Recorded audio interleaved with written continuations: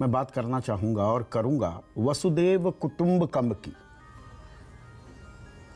देश भर में ही नहीं, दुनिया भर में, खास अमेरिका में, यूएन हेडक्वार्टर्स में अंतर्राष्ट्रीय योग दिवस मनाया जा रहा है।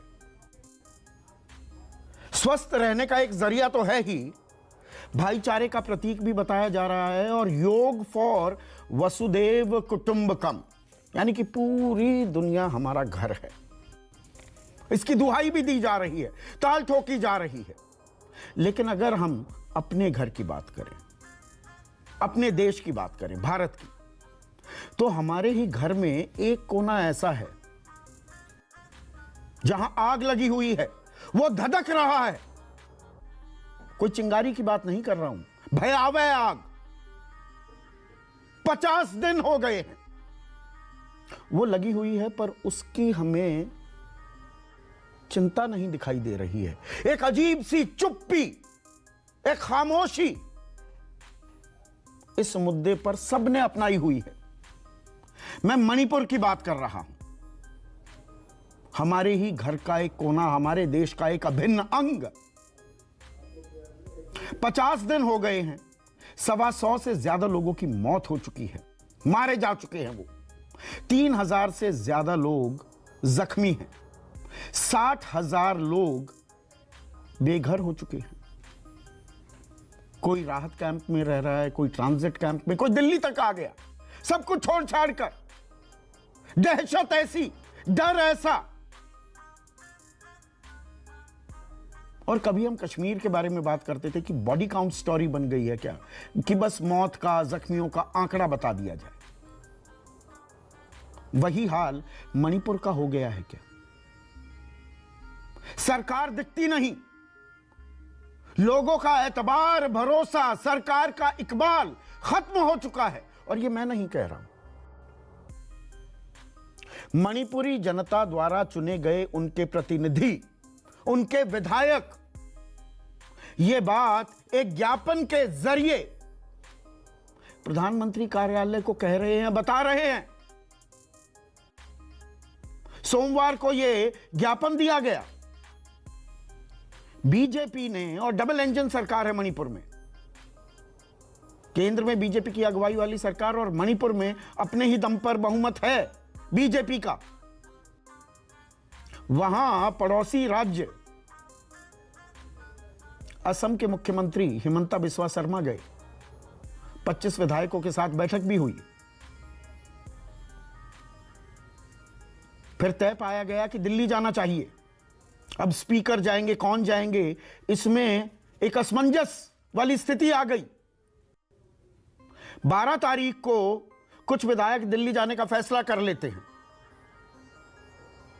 15 जून को प्रधानमंत्री से मिलने का वक्त मांगते हैं,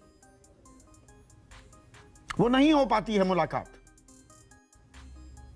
19 जून को, यानी कि जो बीता सोमवार है, आज हम 21 जून में हैं, 30 विधायक, और इनमें मैती विधायक थे।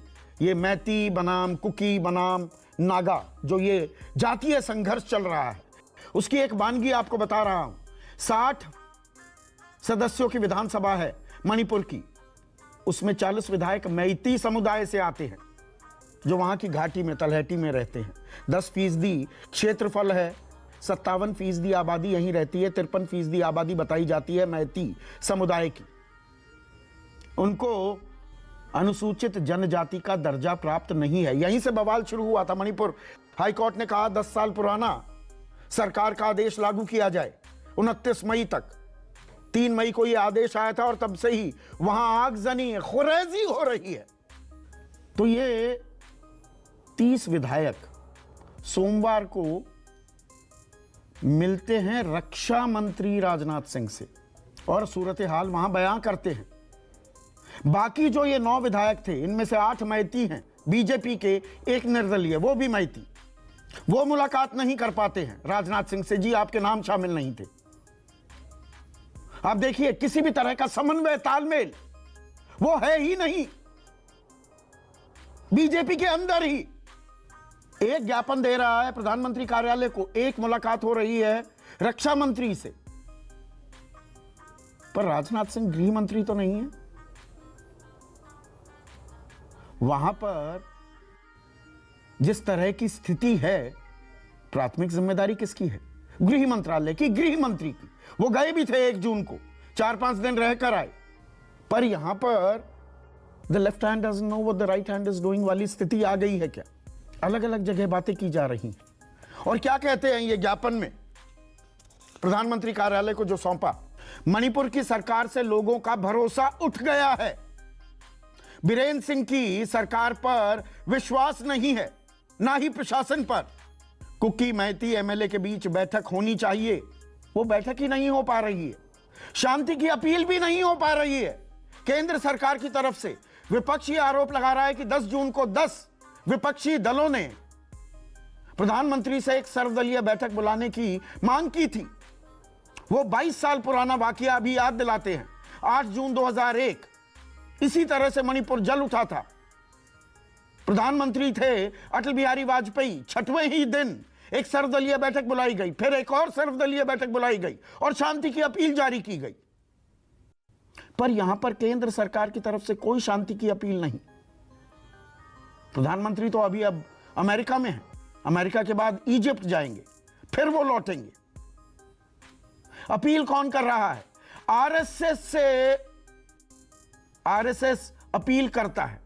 सर कार्यवाह दत्तात्रेय होसबोले कहते हैं इस तरह से हिंसा बढ़ती चली गई, भाईचारा खत्म हो जाएगा। ये सूबे के लिए भी, देश के लिए घातक हो सकता है। सबको बात करनी होगी। जो अविश्वास का माहौल पैदा हुआ है उसे खत्म करना होगा। आरएसएस कह रहा है ये बात। और अब कांग्रेस की अध्यक्ष रह चुकी सोनिया गांधी ने भी एक अपील की है, वो मैं सुनवाने भी वाला हूं। वो कहती हैं, the unprecedented violence that has devastated the lives of people in Manipur has left a deep wound in the conscience of our nation. I appeal for peace and harmony. पर सत्ताधारी बीजेपी की तरफ से एक मौन व्रत धारण कर लिया गया है। और ये तब, जबकि कल की ही बात आपके सामने अगर मैं पेश करूं, बंगाल में हिंसा हो रही है, वहां पंचायत चुनाव भी हो रहे हैं, सुप्रीम कोर्ट तक पहुंची भी पश्चिम बंगाल सरकार कि जी वहां पर अतिरिक्त सुरक्षा बल भेजने की जरूरत नहीं है, खारिज कर दी गई, भेजे जा रहे हैं।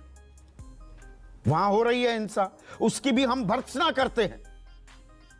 किसी भी सभ्य समाज में किसी भी तरह की हिंसा नाकाबिले बर्दाश्त होनी चाहिए, और खास अगर उसमें राजनीतिक पुट, राजनीतिक छौंक डाला जा रहा हो। यह पश्चिम बंगाल पर भी लागू होता है। पर पश्चिम बंगाल को लेकर पूरी बीजेपी, केंद्रीय मंत्री भी उद्वेलित हो गए। शुभेंदु अधिकारी बड़े नेता हैं उनके पश्चिम बंगाल में, वो कहते हैं कि पश्चिम बंगाल में लोकतंत्र खत्म हो गया है। आरोप लगाना जायज है, लगाइए। अनुराग ठाकुर, देश के सूचना और प्रसारण मंत्री, बंगाल में जलाई जा रही बंगाली अस्मिता, ठीक कहा। ममता राज में हिंसा तुष्टीकरण, बीजेपी की तरफ से आधिकारिक बयान आया। सुधांशु त्रिवेदी उनके राज्यसभा सांसद हैं, राष्ट्रीय प्रवक्ता भी हैं। रविंद्र संगीत की जगह बम गोली सुनाई दे रही है। तो मणिपुर के बारे में भी कुछ बोल दीजिए। शुभेंदु अधिकारी साहब, अनुराग ठाकुर, सुधांशु त्रिवेदी, कुछ तो बोलिए मणिपुर के बारे में।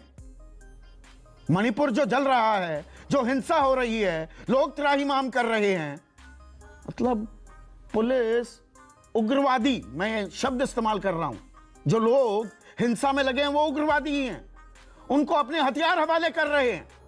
4000 हथियार इन हिंसक भीड़ के हवाले कर दिए गए। मैती पुलिस वाला है वो मैती को दे रहा है, कुक्की पुलिस वाला है वो कुक्की को दे रहा है, नागा पुलिस वाला है वो नागा को दे रहा है। ड्रॉप बॉक्सेस लगाए जा रहे हैं। ये बात मैंने पहले भी कही है, लेकिन ये अंडरलाइन करने की जरूरत है। जी ड्रॉप बॉक्सेस लगा दिए, जी आप अगर ले गए हो हथियार तो वापस कर दो प्लीज। ऐसे हिंसा काबू में आएगी। सख्ती भी करनी होगी। मणिपुर पुलिस है, 30,000 केंद्रीय सुरक्षा बल वहां पर तैनात हैं। कोई यूनिफाइड कमांड क्यों नहीं बनाई जाती? यह सरकार बर्खास्त क्यों नहीं की जाती? देश के किसी भी हिस्से में यह होता तो क्या कार्रवाई की जाती?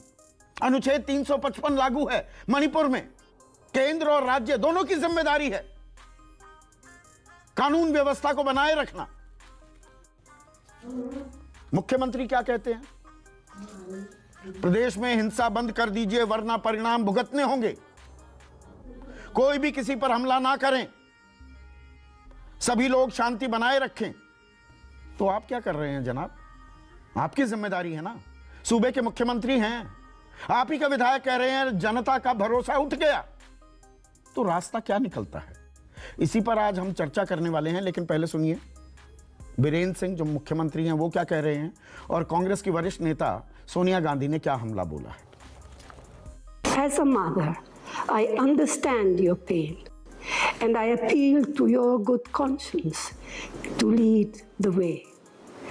It is my sincere hope that over the coming weeks and months, we set out on the long journey of rebuilding trust and emerge stronger from this trial.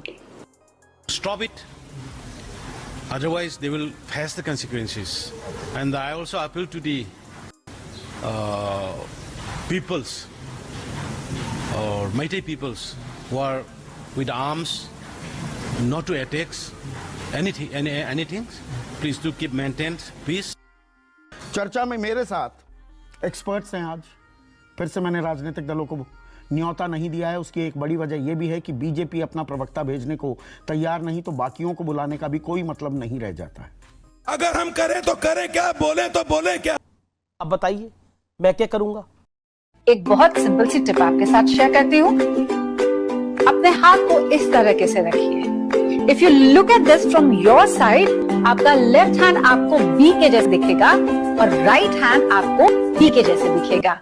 B and D. B for थोड़ी मदद रखिए। वे मैथों तेरा मन पर